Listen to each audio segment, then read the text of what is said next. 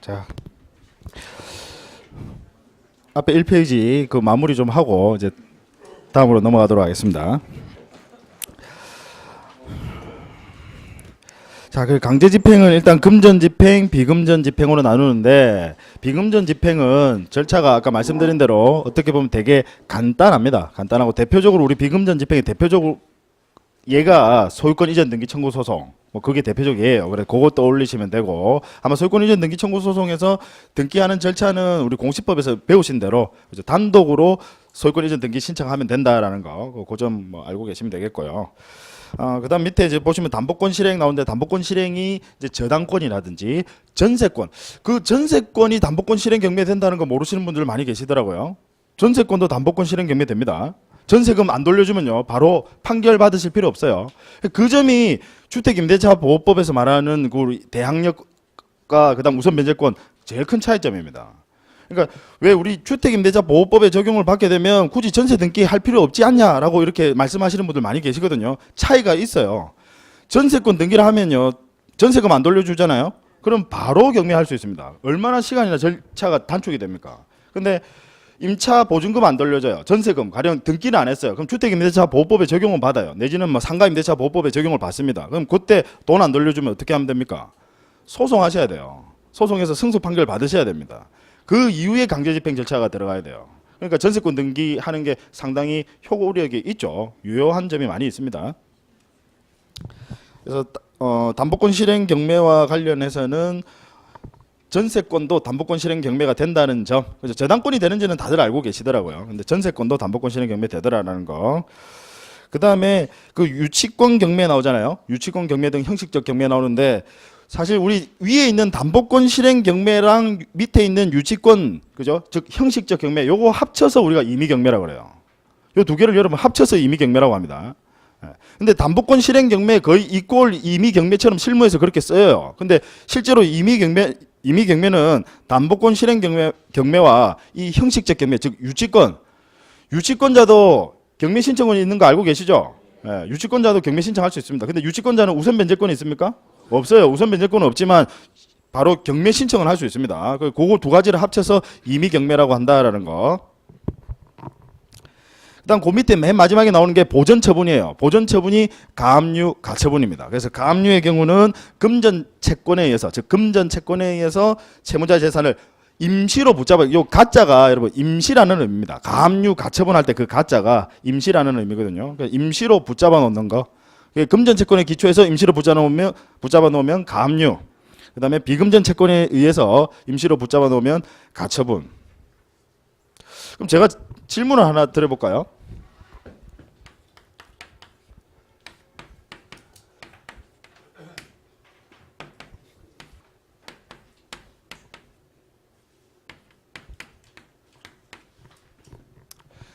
자, 갑이 을에게 1천만 원의 금전 채권을 가지고 있습니다.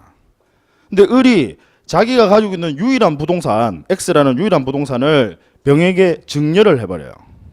증여를 합니다. 그러면 갑은 더 이상 을에게 나머지 재산은 없어요. 유일한 재산을 증여를 해버렸습니다. 그럼 갑은 을에게 돈 받을 방법이 없죠. 그럼 갑은 언제 어떻게 해야 됩니까? 여러분이 갑이다. 자, 의뢰인이 찾아왔어요. 갑이다. 어떻게 해야 됩니까? 그죠? 아까 조금 전에 앞에 말씀드렸잖아요. 사행위, 이게 사행위 취소해소입니다.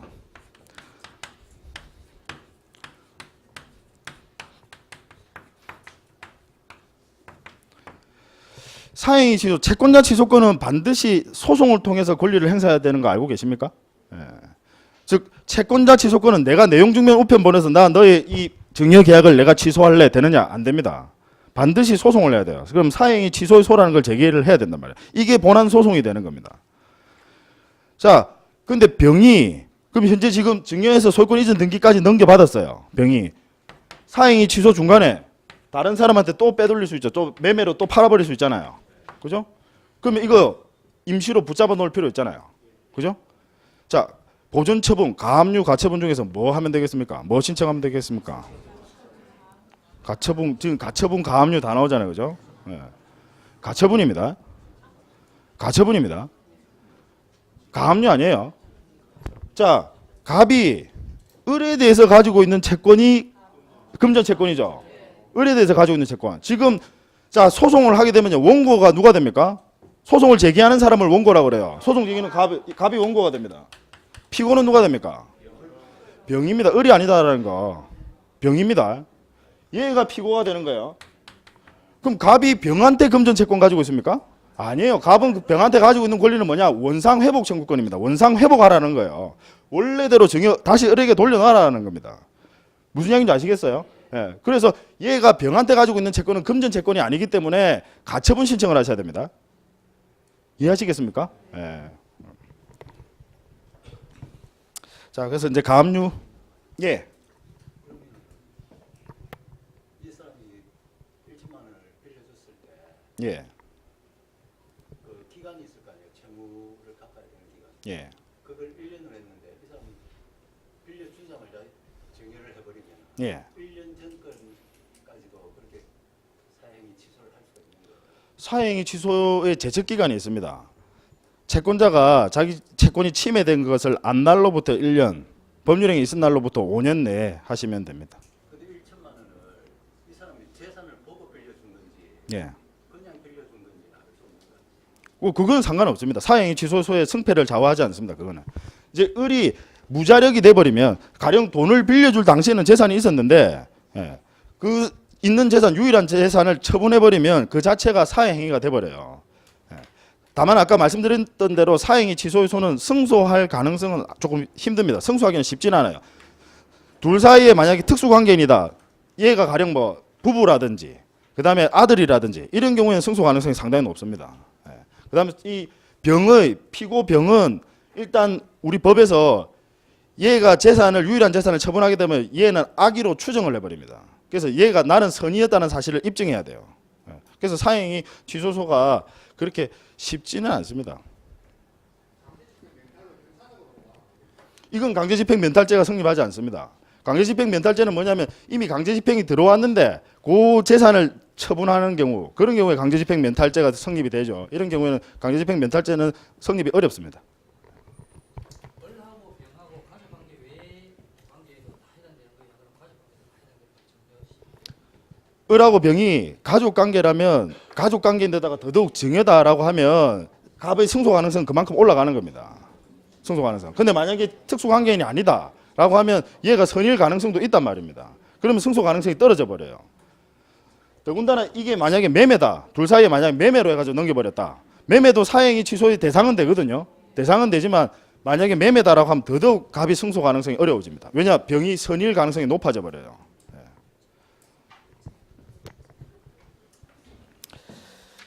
제가 질문을 드렸는데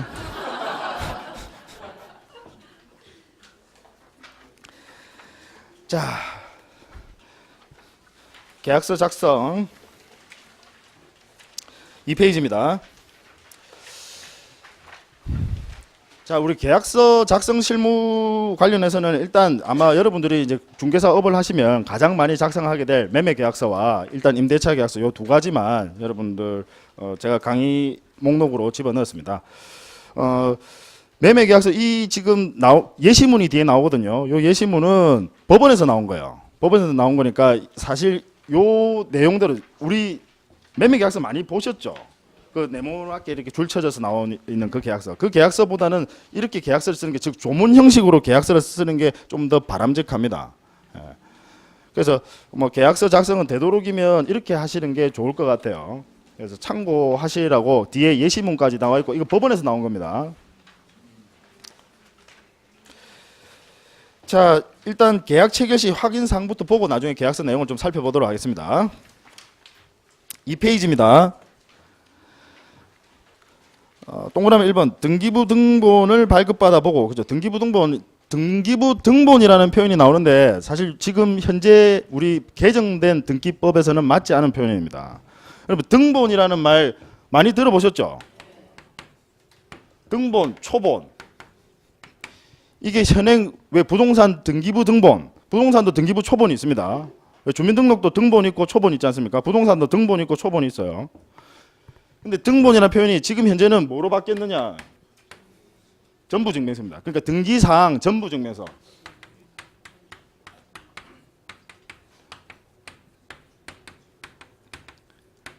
초보는요. 얘는 일부 증명서입니다. 등기사항입니다. 등기사항.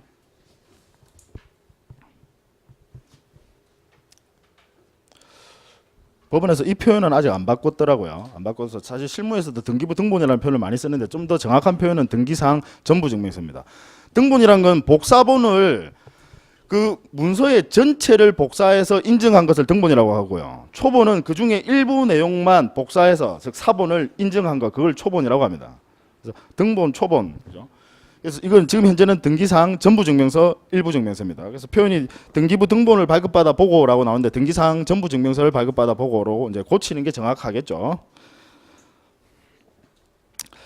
자, 발급받아 보고 매도인이 등기부상 소유자로 등기된 사람인지를 확인하고 그다음에 신분증을 보고 그 사람이 맞는지를 확인하기 바랍니다. 사실 누구나 알 법한 내용인데 이런 것들 빠뜨려 가지고 사실 문제가 되는 경우가 간혹 종종 있습니다. 그래서 내가 꼭 확인했다라는 거, 그죠? 그런 점들은 정확하게 이 의뢰인한테 보여줄 필요도 있고요. 그죠? 꼭 확인을 하시기 바랍니다. 자, 그다음에 이제 더 문제되는 게 만약 계약하는 상대방이 자신이 매도인의 대리인이라고 나타나는 경우 더 문제가 되겠죠. 예. 그럼 그때는 뭘 확인해야 되느냐? 계속 이어서 보세요. 그 대리인의 신분증, 그죠? 대리인의 신분증과 매도인 본인의 인감증명서가 첨부된 위임장. 그죠? 그냥 위임장만 달랑 들고 오면 안 되고요. 인감증명서가 첨부된 위임장인데 그러면 그 위임장에는 반드시 인감도장이 날인되어 있어야 됩니다. 인감증명서를 첨부를 하라는 이유는 인감도장과 인감증명서가 일치하는지를 확인해 보기 위해서 그런 거예요. 그래서 위임장에 인감도장이 찍혀 있어야지 그냥 일반 도장이 찍혀 있으면 안 된다고요. 이해하시겠죠? 그래서 인감도장이 날인된 위임장과 인감증명서가 첨부가 되어 있어야 됩니다. 그걸 꼭 확인하고 요구하셔야 됩니다. 대리인이 왔을 경우에는.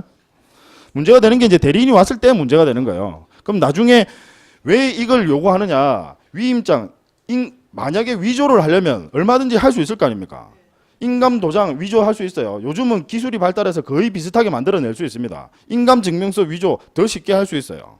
그럼 그거 충분히 위조할 수 있는데 그런데도 불구하고 왜 이걸 하게끔 하느냐? 표현대리 책임 있죠. 안 되면 본인한테 표현대리 책임이라도 묻게 하기 위해서입니다. 그래서 이거 꼭 필요한 거예요.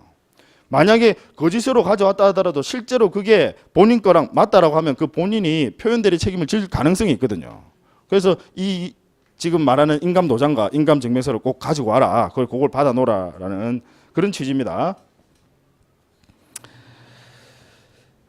그다음에 그 사본을 받아 놓는 것이 좋습니다. 그다음에 가능하면 토지 임야 대장 및 건축물 대장, 그다음 도시계획 확인서. 근데 도시계획 확인서는 이제 여러분 토지 이용 계획 확인서 있죠. 그거 이야기한다라고 보시면 돼요. 토지 이용 계획 확인서.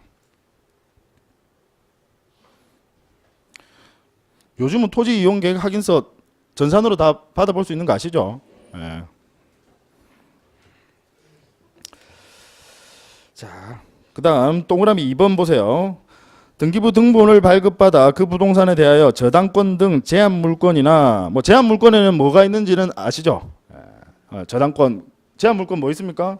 뭐 지상권, 그죠? 지역권, 전세권 같은 용익 물건도 제한 물건에 해당되고요. 그다음에 저당권, 질권. 근데 질권은 등기가 됩니까? 질권이 등기되는 경우도 있죠. 여러분 등기부 보시다 보면 질권 등기가 되어 있는 경우 있습니다.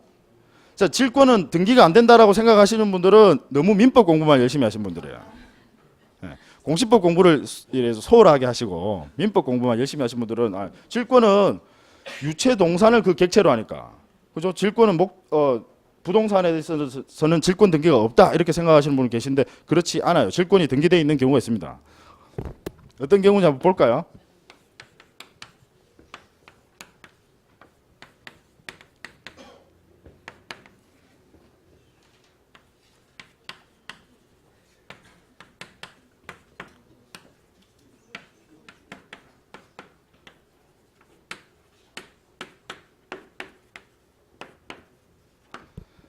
자, 채권자, 채무자, 제3채무자 아시겠죠? 네. 자, 을이 병에게 1천만 원의 채권을 가지고 있습니다. 근데 병이 자기 소유 X 부동산에 저당권을 설정해 줬어요.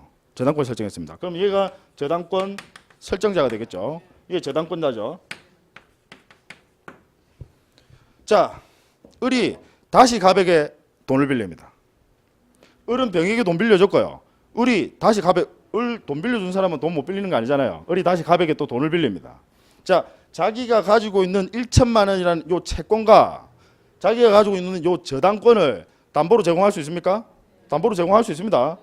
자, 채권, 여러분 채권 질권 말 들어보셨죠? 권리 질권. 그러니까 채권을 담보로 제공하면 얘를 뭐라고 하냐? 질권자라고 합니다. 이해하시겠죠? 얘는 뭐가 됩니까? 질권 설정자가 되는 거예요. 이해되시죠? 자, 그러면 X 부동산 등기부를 보면 등기부 을구에 저당권 등기는 어디 돼 있습니까? 을구에 돼 있죠. 예, 을구 등기부 을구를 보시면 가령 순위번호 1 저당권에서 권리자 누구로 기재되어 있겠습니까? 을. 지금 을구를 보고 있는 거예요. X 부동산. 예, 각구에는 소유권자 병이라고 나와 있겠죠. 예, 을구에 저당권 을 이래 돼 있단 말이에요. 권리자는 을. 자, 을이 자기가 가지고 있는 저당권과 채권을 담보로 제공했어요. 갑에게. 그러면 갑은 무슨 권리를 가집니까? 질권을 가지는 거예요. 질권. 그럼 이 질권을 가지고 있다라는 것을 등기부에 표시해 줄 필요가 있잖아요. 그죠? 이 저당권과 이 채권이 지금 갑에게 담보로 설정돼 있다라는 거, 즉 질권이 설정돼 있다라는 걸 표시해 줄 필요가 있잖아요. 그래서 이때는 부기등기랍니다. 1-1로 해가지고 부기등기로 질권 갑이 되는 거예요. 이해하시겠죠? 이때는 질권도 등기부에 나타납니다.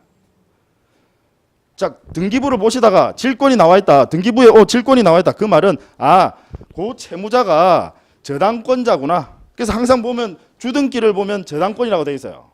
부기등기를 보면 질권이라고 되어 있고요. 이해하시겠죠? 자, 그래서 저당권 등 제한 물건이나 그다음 가압류, 가처분 등 처분 제한 등기. 우리 가압류 등기, 가처분 등기, 경매 개시 결정 등기를 합쳐서 처분 제한 등기라고 합니다. 그래서 여기 하나 빠졌죠. 경매 개시 결정 등기 이런 것들이 있는지 확인해야 되고, 그다음에 예고 등기. 예고 등기 여러분 들어보셨습니까? 예고 등기 제도가 폐지된 건 아세요? 예고 등기 제도는 폐지되어 있습니다. 하지만 예전에 등기되어 있던 것들은 그대로 남아 있는 경우가 있습니다. 예고 등기. 그럼 그 예고 등기는 뭐냐면 이런 경우예요.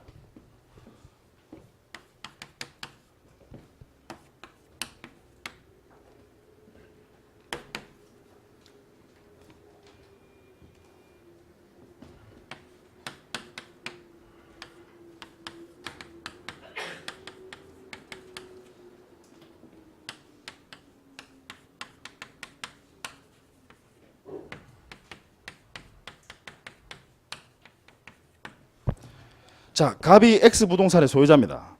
을이 등기 서류를 위조했어요. 등기 서류 위조해서 자기 이름으로 등기를 경료했습니다. 소유권자라고. 그 상태에서 을이 병과 매매 계약을 체결했습니다. 일단 제가 질문 하나 드려볼게요. 매매 계약 유효합니까? 유효합니다. 매매 계약은 채권행위이기 때문에 이 매매 계약을 얼마든지 유효해요. 자, 매매 계약 체결하고 그다음에 자기 이름으로 등기가 돼 있음을 기하로 다시 병에게 소유권 이전 등기까지 다 등기도 마쳤습니다. 등기 경료했어요. 마쳤다는 표현을 등기 경료했다라고 합니다. 다 등기를 다 마쳤어요. 소유자는 누굽니까? 갑이 소유자입니다. 갑이 소유자예요. 자, 채권행위는 유효하게 됐죠. 문제는 물권행위입니다.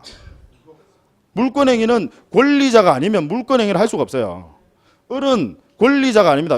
왜냐? 이 둘 사이에서는 채권행위와 물권행위 어느 하나도 없습니다. 즉 부동산에 물권 변동이 일어나려면 반드시 법률행위와 등기가 있어야 돼요. 그 법률행위는 유효한 법률행위여야 되고 그 법률행위 안에는 채권행위와 물권행위를 모두 포함합니다. 왜 우리 민법 공부하실 때 채권행위, 물권행위 해가지고 뭐 유인설, 무인설 이런 거 들어보셨어요? 예. 우리 판례는 무슨 학설을 취하고 있습니까? 유인설입니다. 그래서 채권행위, 물권행위 어느 하나도 흠결이 생기면 안 됩니다. 둘 다 완전한 법률행위여야 돼요. 근데 둘 사이에는 채권행위도 없고 물권행위도 없죠. 그럼 법률행위 없습니다. 따라서 등기는 돼 있다 하더라도 여전히 권리자는 갑입니다. 물권 변동이 일어나지 않아요. 자, 권리가 없는 을이 채권행위는 했어요. 유효하게. 채권행위는 둘 사이에 매매 계약이 있으니까 채권행위는 있어요. 그다음에 물권행위를 하려면 물권행위는 권리자만이 할 수 있어요. 근데 물권행위 못 하죠? 근데 등기는 경료했어요. 역시 법률행위에 흠결이 생겨버렸습니다. 물권 변동은 일어나지 않습니다. 그럼 여전히 권리자는 갑입니다. 갑. 자, 그럼 갑. 여러분이 이제 갑이다. 어떻게 하면 되겠습니까? 네? 진정명의 회복요? 진정명의 회복 맞습니다. 맞는데 굳이 진정명의 회복을 원인으로 하는 소유권 이전 등기를 하실 필요는 없어요. 이때 뭐 하느냐 바로 소유권 말소 등기 청구 소송을 하시면 됩니다. 진정명의 회복이 틀렸다는 건 아니에요. 근데 굳이 그렇게 하실 필요가 없어요. 진정명의 회복은 어느 정도 가면 의미가 있느냐면요. 계속 넘어갑니다. 그때는 의미가 있어요. 왜 의미가 있느냐면요. 말소 등기 청구 소송은 만약 이게 정으로 넘어갔어요. 정답 뭐죠? 갑을병정 무입니까? 네. 요즘은 시험에 무도 나오고 하던데.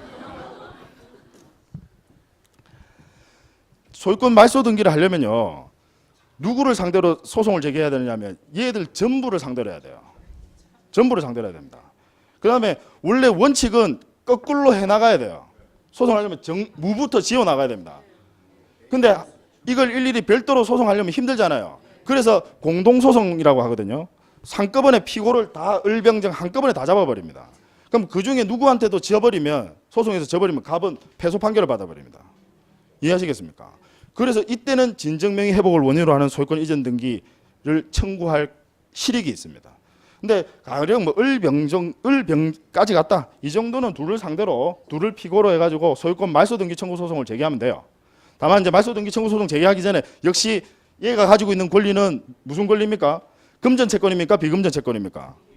비금전 채권이에요. 따라서 먼저 가처분 신청을 해두는 게 가처분 신청하고 역시 가처분 결정 떨어지면 이제 가처분 집행이 된다고요. 그 다음에 본안 소송인 소유권 말소 등기 청구 소송을 제기하시면 돼요. 말소 등기 청구 소송은 피고를 을병으로 해가지고 그럼 소송을 제기해요. 소송 제기하면 자 이때 법원에서 예전에 예고 등기 제도가 있을 때 소송을 제기하면 법원에서 병까지 가 있단 말이에요. 소송만 딱 제기하면 법원에서 바로 예고 등기 해줍니다. 예. 직권으로 예고 등기를 촉탁합니다. 예고 등기도 촉탁 등기거든요. 그럼 예고합니다. 예고 등기 촉탁을 합니다. 그럼 등기관이 예고 등기를 해요. 이유가 뭐냐면 병으로 넘어가면 이 넘어간 사람들 무조건 권리 뺏긴단 말이야. 소유권 뺏긴단 말이야. 왜냐 어느 하나도 물권 행위는 유효하게 일어날 수가 없습니다. 물권 변동이 일어나지 않아요. 그래서 소유권 뺏기기 때문에 법원에서 미리 경고적 의미로 예고 등기를 하는 겁니다. 이때 예고 등기인데 지금 현재는 예고 등기 제도가 없어졌습니다. 그럼 지금 현재는 이제 반드시 가처분 신청을 할 필요가 이제 더더욱 생겨버렸죠. 예고 등기 아시겠죠? 넘어가면 방법이 없는 경우야. 넘어가면 방법이 없는 경우야. 가령 뭐 정 넘어갔다. 그럼 정 소유권 취득 못합니다. 자, 그럼 어떤 경우에는 만약에 이게 위조가 아니에요. 사례를 한번 바꿔볼까요? 여러분들은 이제 민법을 다 공부하신 합격을 하신 분들이니까 조금 사례를 바꿔볼까요?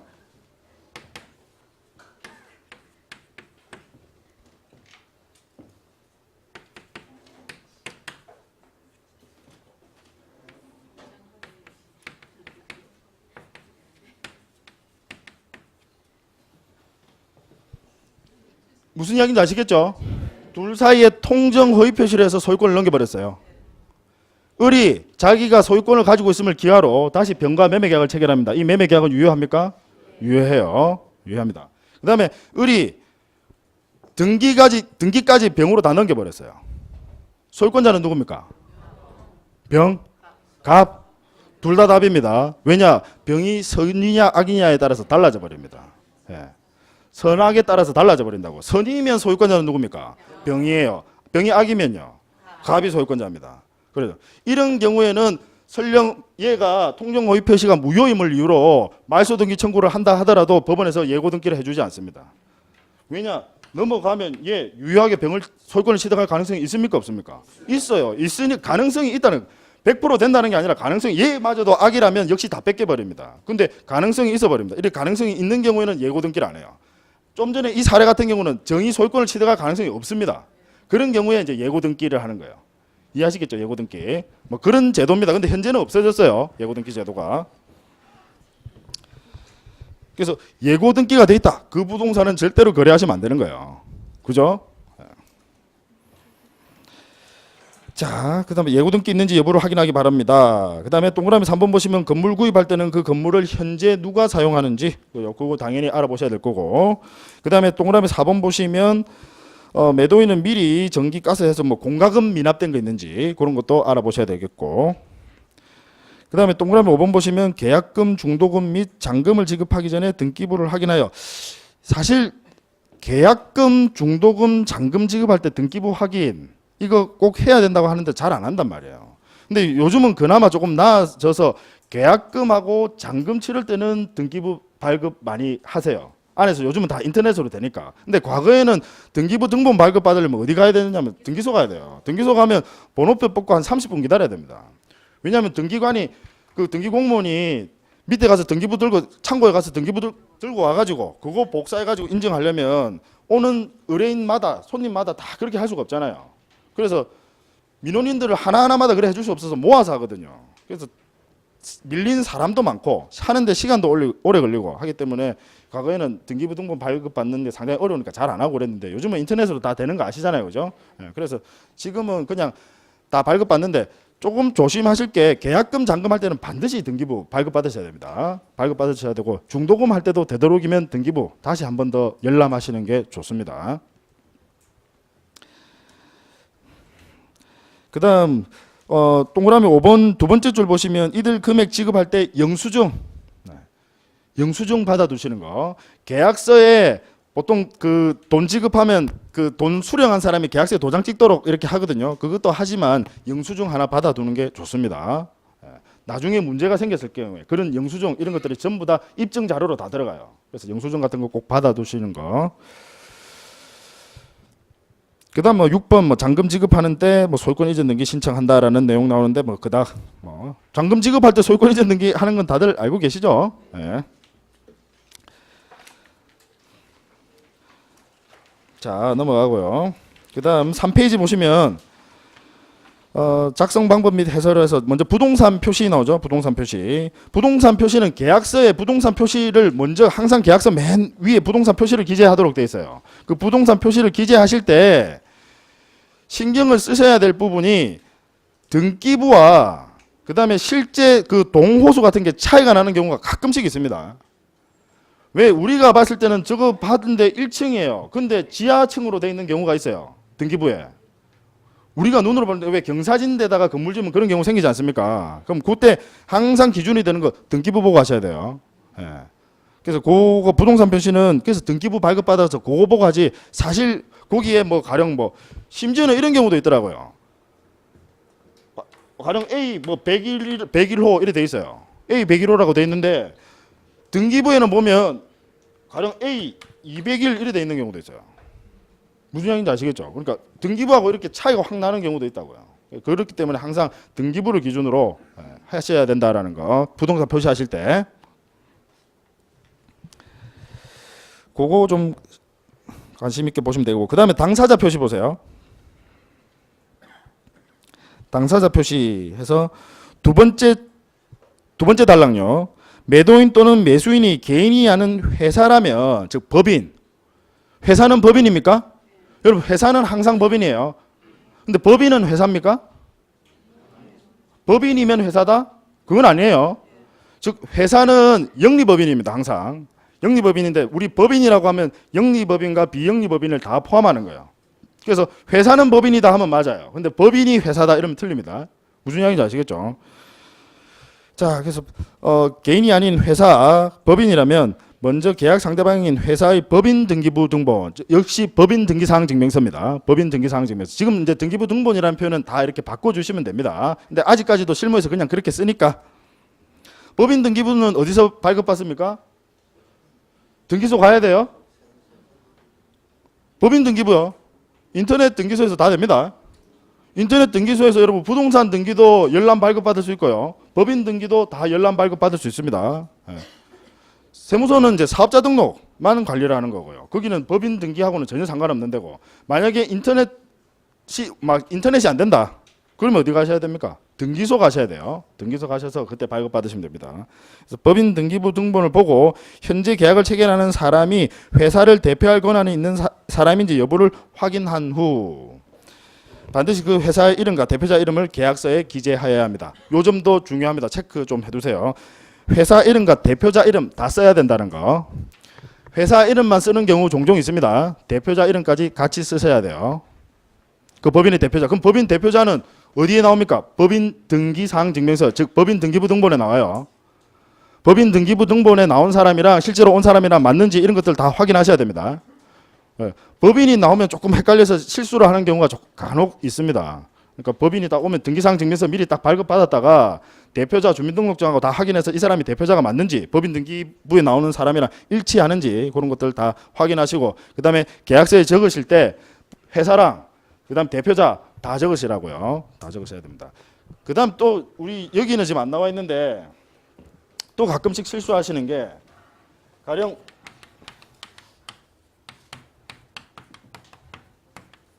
주식회사 삼성이래 돼 있어요.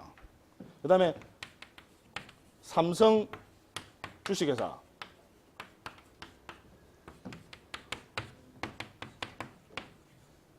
다 같은 겁니까? 다릅니다. 예, 다 다릅니다. 그러니까 법인 등기사항 증명서를 보시고 이렇게 돼 있으면 이렇게 쓰셔야 돼요. 내가 조금 아는 체 하고 싶고 내가 오늘 컨디션도 안 좋으니까 나는 좀 갈로 해가지고 간단하게 이렇게 쓰고 싶어. 주식회사인가 아니까 주 돼 있으면 맞겠지 이렇게 쓰시면 안 된단 말이에요. 정확하게 등기사항 증명. 어떤 회사는 이렇게 등기되어 있는 회사가 있어요. 그러면 이렇게 쓰셔야 되고 이렇게 돼 있으면 이렇게 쓰시고 이렇게 돼 있으면 이렇게 쓰셔야 됩니다. 이해하시겠죠? 삼성 주식회사로 돼 있으면 삼성 주식회사 쓰시고 주식회사 삼성이라 돼 있으면 그대로 쓰시란 말이에요. 삼성주 뭐 이렇게 돼 있는 회사도 있어요. 이 네 가지가 다 있습니다. 등기사항 증명서 딱 보고 하셔야 돼요.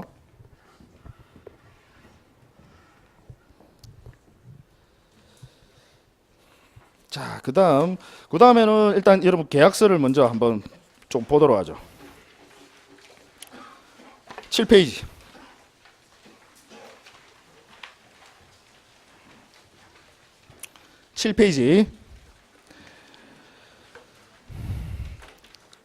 자, 부동산 매매 계약서 나오죠. 먼저 부동산 표시 기재하는 거. 부동산 표시 등기부 보고 이렇게 기재하시라는 거예요. 그다음에 당사자 표시. 그래서 당사자 매도인, 매수인 기재하는데 이제 매수인이 만약에 법인이면 매도인이 법인이면 이렇게 바꿔 주셔야 돼요. 매도인도. 네. 매수인이 법인이면 뭐 한국무역 주식회사 이런 식으로 한국무역 주식회사인 경우도 있고 또 주식회사 한국무역 이렇게 돼 있는 경우도 있어요. 그다음 갈로에서 주 이래 돼 있는 경우도 있으니까 그대로 등기사항 증명서. 그래서 항상 법인 등기사항 증명서 미리 받아 보셔야 됩니다. 그다음에 제1조 보시면 이제 매매 대금이 나와요. 매매 대금 1항 매수인은 매도인에게 매매 대금을 아래와 같이 주기로 한다. 매매 대금 3억. 그다음 갈로에서 한글 아라비아 숫자죠. 아라비아 숫자를 기재한다는 거.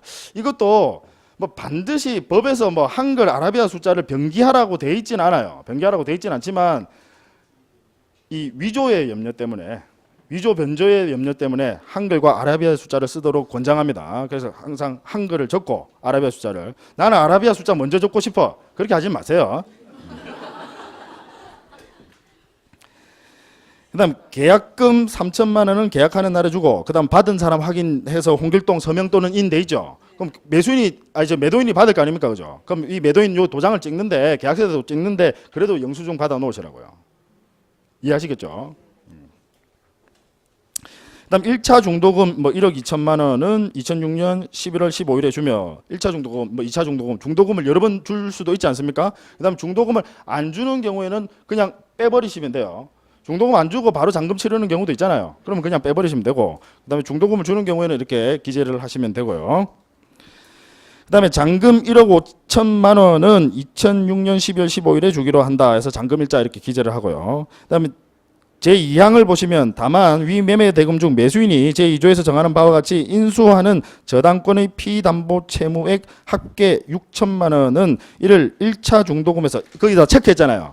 1차 중도금에서 공제하고 제3조에서 정하는 바와 같이 인수하는 임대차 보증금 반환 채무액 합계 5천만 원은 이를 잔금에서 공제한다. 즉 무슨 이야기냐? 매도인이 은행에서 돈을 빌려가지고 저당권 설정도 해놨고 그 부동산에 그 다음에 매도인이 자기가 살고 있는 집 임대차를 줘가지고 임차인도 거기 들어와서 있단 말이에요. 그러면 그 대금을 매매 대금에서 공제해야 될 거 아닙니까? 보통 공제할 때 우리 은행 저기 저당권 은행에 돈 빌려준 거 그거 말하는 뭐 1차 중도금에서 공제하든지 그건 당사자 간의 약정에 따라서 잔금에서 공제할 수도 있고요. 약정에 따라서 달라집니다. 그건 자유롭게 하시면 돼요. 순서는 꼭 상관이 없습니다. 무슨 이야기인지 아시겠죠? 그건 그렇게 하시면 되는데 보통 이제 은행에서 하는 거 그거 뭐 중도금 할 때 그거를 왜 그러냐면 중도금 받아가지고 매도인 보고 그거 저당권 말소하라고 그러거든요. 무슨 이야기인지 아시겠죠? 그래서 보통 중도금 할 때 거기서 공제한다는 거예요. 그럼 대금이 3억인데 지금 저당권 금액이 얼마입니까? 아까 6천만 원이었잖아요. 그럼 6천만 원이면 중도금 줄 때 그 6천만 원 빼고 준다 이 말이에요. 이해하시겠죠? 자, 그러면 8페이지 보시면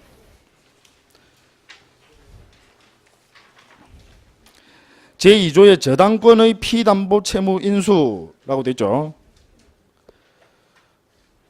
시간이 너무 잘 가네요. 10분 쉬었다 하겠습니다.